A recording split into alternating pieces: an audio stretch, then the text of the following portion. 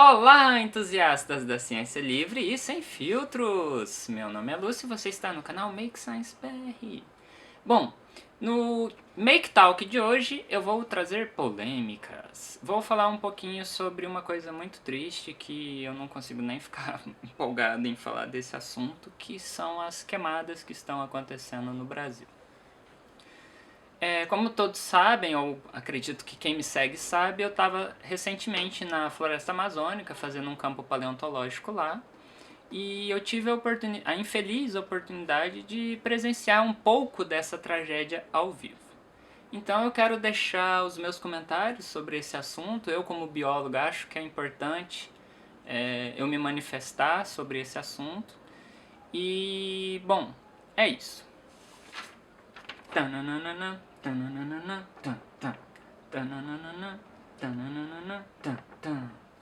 Bom, pessoal, como todos sabem, né, a Amazônia já está pelo menos há 20 dias pegando fogo em diferentes lugares. Esse ano bateu todos os recordes de focos de incêndio. E, bom, como eu estava falando do campo, né, eu tive a oportunidade de ver essa fumaça bem de perto, ver os campos não pegando fogo ainda, felizmente, por um lado, né, mas campos recém-queimados, a capital de Rio Branco coberta por fumaça, chovendo fuligem, chovendo não no sentido com água, né, mas de caindo fuligem o dia inteiro, e mesmo no campo, no coração lá da Amazônia, no Rio Purus, o sol nascia muito vermelho, a lua estava vermelha, tudo isso em decorrência da grande fumaça que estava cobrindo a cidade. E, bom, por que que isso é preocupante? Para caso alguém ainda não saiba os motivos, né? Bom, os incêndios no Cerrado, por exemplo, eles têm uma função muito importante que é renovar a vegetação e inclusive possibilitar que algumas plantas terminem o processo reprodutivo delas. Então o cerrado e as queimadas são parceiros um do outro em determinadas proporções. Então por isso que de vez em quando a Serra da Canastra pega fogo, embora dependendo da frequência que esse fogo vem e tudo mais, não é tão preocupante, porque em geral o fogo ele é mais benéfico para o cerrado do que maléfico, visto que o cerrado é um tipo de vegetação que já ao longo de sua evolução como bioma se adaptou às queimadas naturais. Então o problema são a frequência dessas queimadas no cerrado. Mas a Amazônia, ela é uma vegetação de floresta tropical que, obviamente, não tem adaptações para essas queimadas, e essas queimadas naturais, elas deviam ser processos raros e geralmente locais, decorrentes de raios que caiam na floresta e queimem uma pequena área, criando novas clareiras e assim por diante. E aí o que acontece? Por que o Brasil está pegando fogo? Bom, eu vou deixar os links de tudo que eu estou falando nos comentários, na descrição desse vídeo. Mas, ao contrário do que o nosso presidente está falando, esses incêndios eles não foram causados por ONGs. Pelo menos não se tem provas disso até o momento e dificilmente eu acredito que faça sentido esse ato egocêntrico que ele tá falando, porque ele só pensa nele próprio, ele não está preocupado com a floresta, ele acha que as ONGs criadas para proteger a floresta teriam a capacidade de botar fogo na floresta para atingir o governo dele. Se isso não é egocentrismo, eu não sei o que é, mas esquecendo dele um pouco, existem provas muito mais concretas, publicadas em jornais e tudo mais, que mostram que foi criado o Dia do Fogo esse ano, em que os fazendeiros e tudo mais, como um ato de protesto, iam botar fogo em lugares-chave, como reservas e tudo mais, principalmente regiões de grilagem, para fazer com que o governo veja que essas reservas estão atrapalhando e que eles precisam devastar esse lugar para fazer plantações, pogado e etc, etc, etc. Então essa é uma lógica cruel, uma parte dessa necropolítica que a gente está vivendo, e existem documentos que mostram isso. Então, basicamente, pelo menos a maioria desse incêndio é criminoso, é proposital e foi feito por latifundiários. Beleza, essa é a origem do problema. Mas por que que isso é um problema? Então, como eu estava falando no começo, a floresta amazônica ela não é adaptada a pegar fogo. Então ela vai ter uma grande dificuldade de se regenerar. A fauna também não é adaptada, muito menos a flora. Então você pode ter extinções locais de populações devido às grandes proporções do incêndio. E fora os danos, que muitas vezes podem ser irreversíveis no solo, que já é pobre. Então, existem muitas consequências biológicas.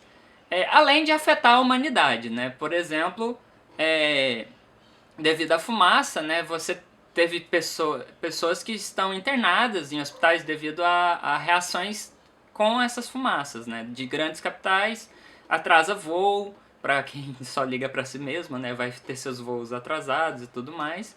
E tem pessoas morrendo por causa das queimadas. A gente já conhece pelo menos 2 pessoas que morreram, mas eu acredito que esse número seja muito maior. Tudo isso por causa do bendito capitalismo. Então, Lucy, mas o Brasil já pegava fogo desde antes. E o Brasil já desmatava desde antes. Sim, concordo. Não teve nenhum governo nesse país, em nenhum momento desse país, que se preocupou em algum momento em fazer regras ambientais verdadeiras, para dizer assim, regras ambientais para proteger o ambiente. Sempre se tentava fazer com que o ambiente seja protegido de uma maneira popular ou populista para ganhar votos, mas sempre tentando não perder o apoio dos latifundiários, que são milionários e tudo mais, e são fundamentais para a forma com que a política é feita nesse país. Decorrente disso, eu preciso fazer críticas ao PT. No governo PT, a gente teve Belo Monte, a gente teve no governo Dilma a aprovação de uma flexibilização terrível das normas de meio ambiente, preservação ambiental, dos parques, etc, etc, etc. E então sim, o PT não é um exemplo de preservação ambiental, embora durante o governo PT o Brasil registrou os maiores índices de preservação ambiental, e eu não lembro o ano. Teve um ano que teve mais reflorestamento do que desmatamento. Então, apesar de não ter sido um governo bom para o meio ambiente, foi o melhor governo ambiental que a gente teve. E isso são fatos. Temos dados que mostram isso. Lucy, mas esse governo atual, blá blá blá, tititi. Bom, desde o Temer até agora, os dois presidentes, claramente, tanto na mídia quanto nas propostas de lei e decretos que eles fazem, estão beneficiando atitudes dessa maneira. Então eles estão incentivando que os grandes latifundiários desmatem sim e produzam gado, terrenos por meio da grilagem, mineração e etc. Tudo para, em teoria, mover a economia, só que essa movimentação da economia vai ter um preço muito alto que a gente não vai ter condições de pagar, que é a desestabilização de todos os ecossistemas do Brasil, caso a Amazônia seja desmatada a um determinado ponto, que a gente vai ter um grande deserto aqui no Sudeste, porque as chuvas principais que a gente recebe aqui vêm da Amazônia, que são os grandes rios voadores. E uma prova desses rios voadores são as fumaças que chegou lá em São Paulo e anoiteceu. Hoje em dia essas fumaças já podem ser detectadas no Rio de Janeiro e em Belo Horizonte, que são o mesmo caminho que os rios voadores fazem. Então, o governo atual, ele, de maneira inédita, está desestabilizando todos os órgãos de fiscalização. O IBAMA, ele está perdendo dinheiro, perdendo funcionários, perdendo credibilidade, e ele tem que anunciar quando ele vai fazer as batidas de investigação para punir as pessoas, que dá tempo das pessoas fugirem. Além disso, eles desmoralizam o INPE, que é um órgão de fiscalização muito importante do nosso país, que estava fazendo os dados para que o IBAMA fosse lá e tomasse as medidas necessárias. Então esse governo, além de declaradamente incentivar o desmatamento, ele também facilitou com que o desmatamento acontecesse, enfraquecendo os órgãos de fiscalização, as leis e minando o pouco poder de controle ambiental que a gente tinha nesse país.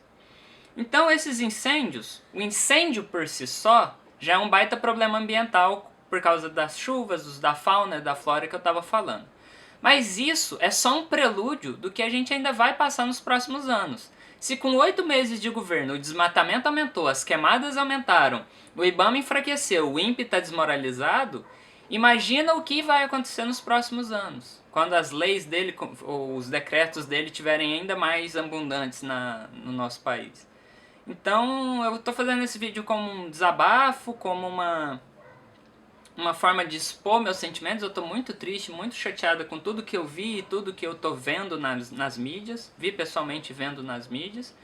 E queria agradecer a Vanessa, que sugeriu que eu fizesse esse vídeo. Muito obrigada, Vanessa, foi uma ótima sugestão e eu tô muito feliz de estar expondo a minha opinião aqui. Eu não sei se eu consegui fazer isso de uma maneira muito clara, e obviamente não é uma maneira completa, isso é só um resumo da minha opinião. A gente pode seguir discutindo nos comentários ou nas redes sociais, como preferirem. E é isso, eu queria agradecer a todos que acompanham o meu canal, que gostam do meu trabalho. Agradecer principalmente aos padrinhos e madrinhas que me ajudam financeiramente. E aqueles que tiverem interesse e condição de apoiar esse canal, me ajudar a me manter nesse período que eu tô sem bolsa, considere se tornar uma madrinha ou um padrinho do meu canal. Os links estão todos nos comentários, na descrição do vídeo, incluindo os que eu falei das reportagens. Então é isso. Um grande beijo a todos. Vamos nos mobilizar em proteção ao meio ambiente de maneira geral, não só a Amazônia. E vamos à luta, que ela só está começando. Um grande beijo ao som do badalar dos sinos. Tchau, tchau!